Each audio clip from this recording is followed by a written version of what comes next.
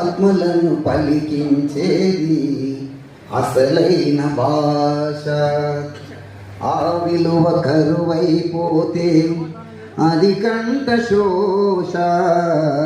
ఆత్మలను పలికించేది అసలైన భాష.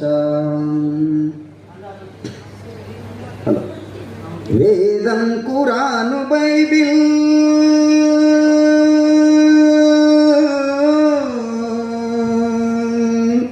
వేదం ఖురాను బైబిల్ వీధిలోన పడతాయా.